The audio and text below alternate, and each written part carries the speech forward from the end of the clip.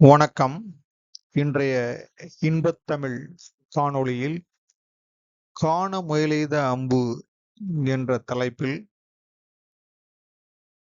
புகழ்பெற்ற திருக்குறள் ஒன்றினை பற்றி பேசலாம். படைச்செருக்கு என்னும் அதிகாரத்தில் 772வது குறளாக காண முயலெய்த அம்பினில் யானை பிழைத்த வேல் ஏந்தல் இனிது. வலிமை குறைந்த காட்டில் உள்ள முயலை அம்பினால் கொள்வதை விட வலிமை மிகுந்த யானையை எதிர்த்து வேலால் போர் புரிவது சிறந்ததாகும். இந்த குறளின் உள்ளர்த்தம் என்னவென்றால், நாம் எப்போதும் உயர்ந்தவற்றையே எண்ண வேண்டும்.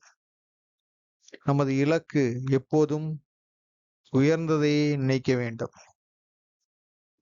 ஓகே, ஸோ அதாவது நமது இலகுவான விஷயங்களிலிருந்து வெளிவந்து எது கடினமானதோ அதை நோக்கி நாம் பயணிக்க வேண்டும்.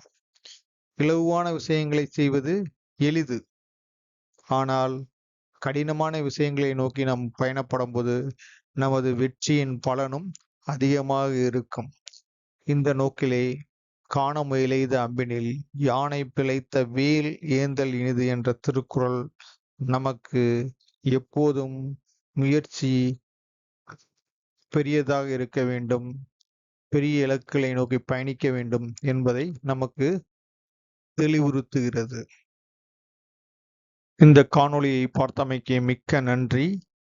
இந்த காணொளி பிடித்திருந்தால் உங்கள் நண்பர்களுக்கோ உறவினர்களுக்கோ பகிரவும். மீண்டும் நன்றி, வணக்கம்.